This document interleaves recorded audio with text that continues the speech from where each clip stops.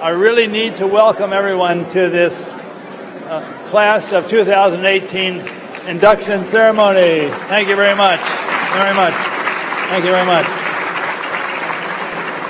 I always enjoy getting the applause before I speak. You know, that really works better. No, thank you very much indeed. I really offer a special welcome, of course, to our new members and our new foreign members for their induction ceremony today. This is really a great time, and I really do hope you enjoyed the Great Hall event last night as much as I thought you were going to. That was really a great party for me and all my colleagues here.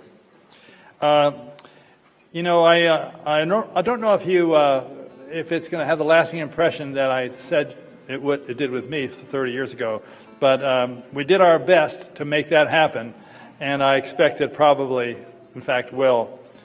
I welcome also all the members of the Academy and all foreign members and family and friends and spouses and reunion group and those from home and abroad that are here today as well. This is the largest meeting we've ever had here at the Academy. It's 833 people registered for this. I think there are only 700 and something seats in this place. I'm not sure where you all are, but thank you very much.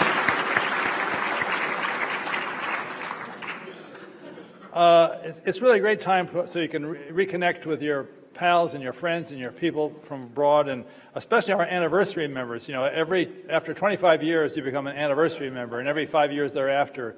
So you can come back and meet your classmates, as it were, you know, 5 years later, 30 years, and so forth. And you can all look at each other and say, you know, the usual thing, "Oh, you haven't changed a bit," you know, that sort of thing. Right. And it always feels good, even though, you know, it's not true. So once per year, I have this opportunity to, you know, give you some thoughts about what we're doing and about our plans going forward, and also to highlight the kind of meeting theme that we're having this year, which really is currently affecting all of us very much. At present, we have three major awards we're giving around this meeting. We're having the Simon Ramo Founders Award is being given to Tom Kalis from Stanford here. The Arthur M. Beek Award is given to Venkatesh Narayanamurthy, our friend Venki, who is currently at Harvard. And the Bernard M. Gordon Prize Lecture is given by Paul Yock of Stanford, which is on his biodesign program. And of course, it will knock your socks off, by the way, so you should get ready for that. The theme of this meeting is privacy and security in the 21st century. Who knows and who controls? And it should fill the seats. I expect it to do so because it's basically something we all have some concern about. Fortunately, we have two really distinguished plenary speakers on this topic that will speak today. Diane Green from Google, she's going to talk about security of the cloud and large-scale global data centers. And Mike Walker from Microsoft is going to talk about personal security, about computers, phones, and internet-connected devices. And they will clarify for us just how anxious we should be, as a matter of fact. And then tomorrow's forum will be on the same title. We'll have four expert panelists going to talk about this from different perspectives. And Mike Walker from Microsoft is one of them. Leah Nisner from Google is another. Anshul Gupta from Facebook is the third. And Bhatia Friedman from the University of Washington is the fourth. And at tomorrow's forum, which is from 9:30 to noon, you'll have an opportunity to ask them questions, hopefully without a lecture associated with them, as a matter of fact, and to explore the nooks and crannies of this security and privacy issue for yourselves and for your organizations. The panel will be moderated by, and questions moderated by our friend, somebody we've worked with a long time, Ollie Velci from NBC News and MSNBC anchor and business correspondent. So for those of us who last long enough, Monday night is going to be the dinner dance we have every year. It's going to be at the Mayflower Hotel, and there'll be a reception and dinner go along with it, and you can kind of boogie until midnight at this. And the repertoire, of course, will be jazz and rock and roll by the Odyssey Band, which is the band we have every year that really knows us well and tunes their music for us very well. And there'll be a lot of surprises associated with this dinner dance, as there always is. There'll be a special cocktail created for this dance with kind of blinking lights in the cocktail and so forth. And the band itself is planning a special program around Duke Ellington music. So since Duke Ellington is a kind of feature of the band's music for this event, because he's, of course, a Washington person. And finally, I should say I greatly appreciate the financial support we've achieved from Microsoft and Google, Facebook, and Amazon for this. Their support has been very, very helpful and helped us carry this whole meeting off. Now, it's at this point, it's time for me to introduce our chairman, Gordon England. So it's really a distinct pleasure for me to introduce Gordon. Gordon has had a highest level experience in industry and government before coming to the Academy as the chairman, and he's garnered the wisdom from these experiences to go with it. He served as Deputy Secretary of the Navy twice, as a matter of fact. He even succeeded himself. You have to ask him how that actually worked out. And he's the first Deputy Secretary of the Department of Homeland Security as well, in there as well. So his business career spanned over 40 years as an engineer and senior executive, including Executive Vice President of General Dynamics and President of the Fort Worth Aircraft Company, which later became Lockheed Martin Corporation's property. Gordon was elected in the NAE in 2013 for advances in digital avionics for aircraft. He has served as our chair since July of 2016 and numerous other Academy committees during his time and basically given us his time, treasure, and expertise all over this period. He has been a city councilman and active civic and charitable organization volunteer as well. Gordon has received many distinguished honors, including the IEEE Centennial Award, the DoD Distinguished Public Service Award, the Naval Order of the U.S. Admiral George Dewey Award, Armed Forces Foundation Award, Goodwill Industries Person of the Year, and USO Distinguished Citizen Award, among many others, as a matter of fact. Please welcome to the podium the chair, Gordon England.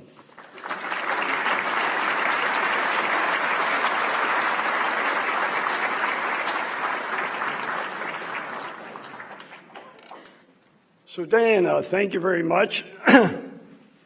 And good afternoon and welcome. And welcome to the 2018 National Academy of Engineering annual meeting. It's always a pleasure to see so many of our, quote, old-timers back again. So enjoy your time with friends and colleagues, and a very special welcome to our newly elected members and their families. Now, I am going to divert from my prepared remarks to make a special recognition. The president of the NAE serves a 6-year term, and Dan Moat's term continues until July 1 of next year.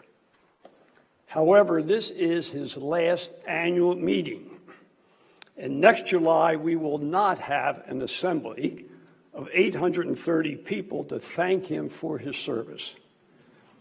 Dan is an outstanding leader who loves the NAE and is passionate about its mission, passionate about the engineering profession, and passionate about improving people's lives throughout the world. And leadership of the NAE is also a family affair. And his wife, Patsy, is active in many, many of our events. They have been together for 56 years, in the last 5.5 or so, here with the National Academy of Engineering. Now, the membership will have a more meaningful way to express their appreciation in the future, but for now, kindly join with me in saying thanks to Dan and Patsy for their leadership to the Academy and their leadership to the engineering profession. Dan and Patsy, thank you.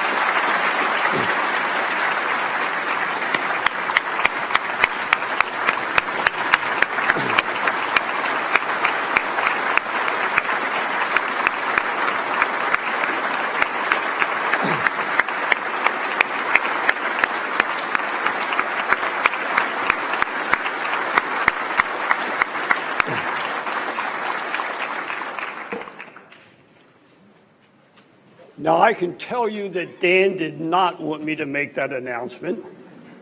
because he still has 9 months of hard work in front of him, and he certainly doesn't want to be viewed as a short-timer.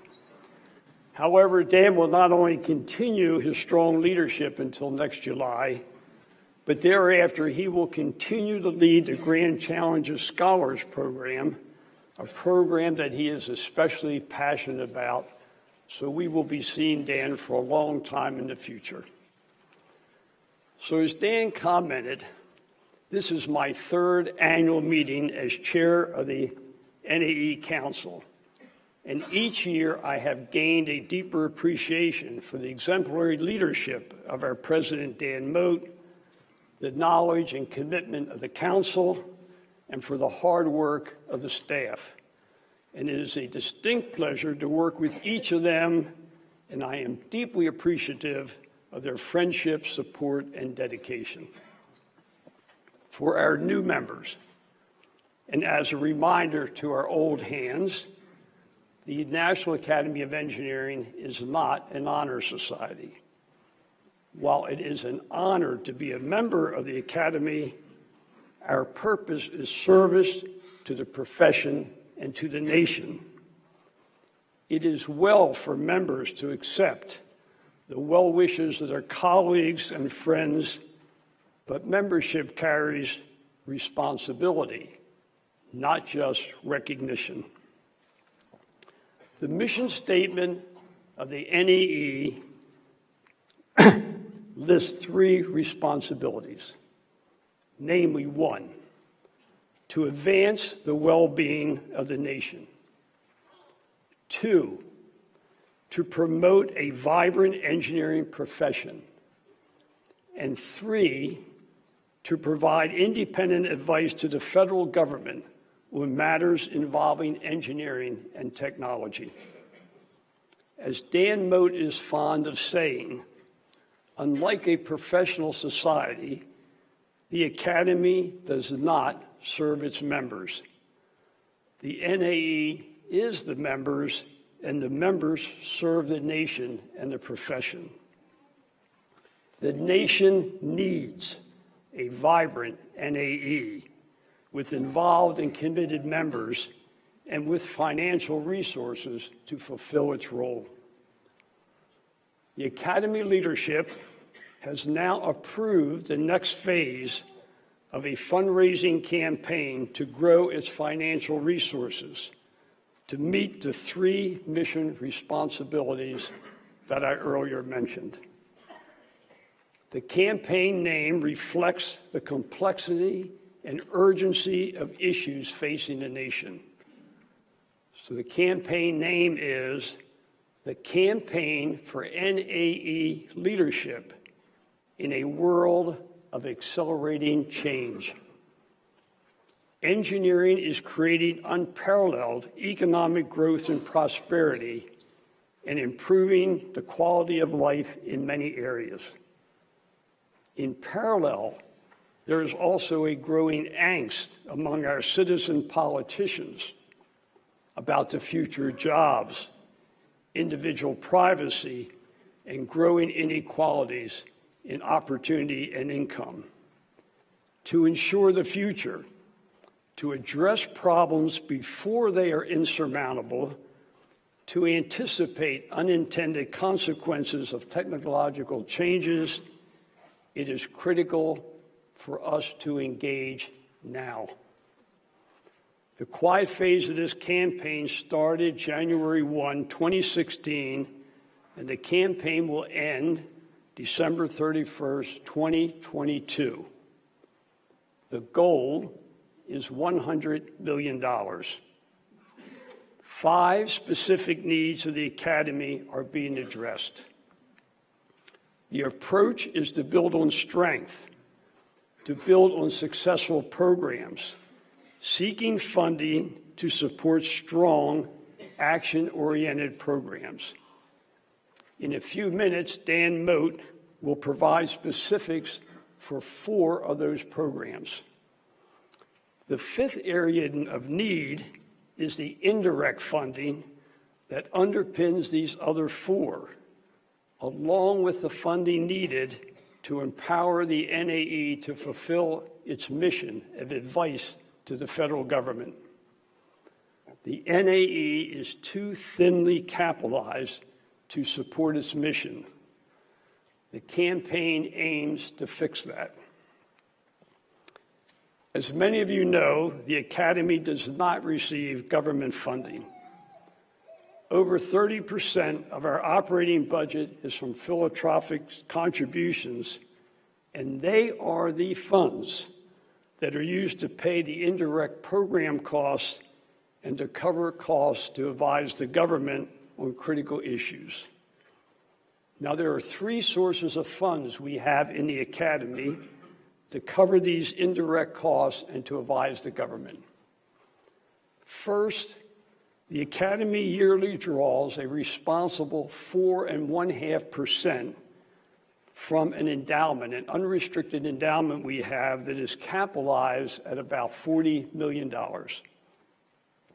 Second, the unrestricted contributions from members totals about $1.5 million. Third, member dues and fees add about $300,000.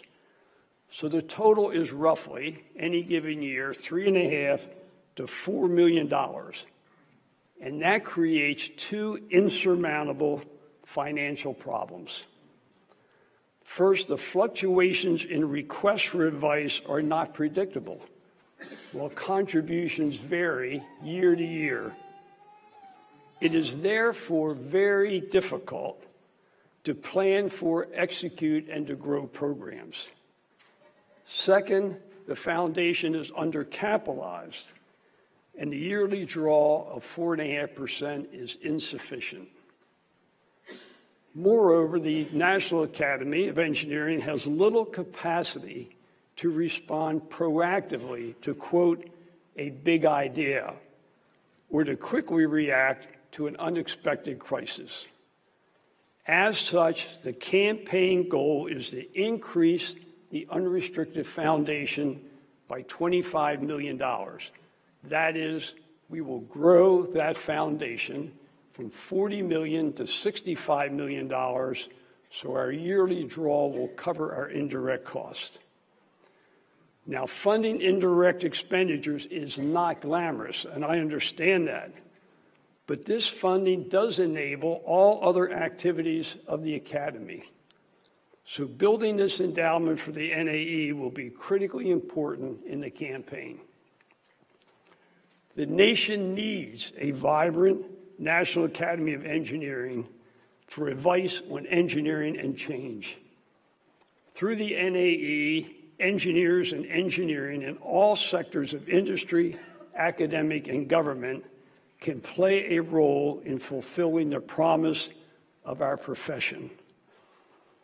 NAE's efforts rest on a platform of unparalleled convening power, its reputation for integrity, its powerful national brand, and the trust that the engineering community and the government places in our findings and counsel. Relative to universities, industry, and government, the Academy is uniquely positioned to stage initiatives that transcend and inspire these other engineering organizations. The NAE is now on that new trajectory of engagement, outreach, influence, and leadership that I talked about last year. And each of you needs to be part of this new future. You will be receiving a communication from Dan Moat in the very near future, suggesting how you can participate in and advance the goals of the campaign. So I thank you for your kind attention, for being with us today, and for your commitment and dedication to the Academy. Enjoy your time with friends and colleagues, and enjoy the rest of the annual meeting. It is now my pleasure and great honor to turn the podium over again to my very good friend and the leader of the National Academy of Engineering, our president, Dr. Dan Moat. Dan?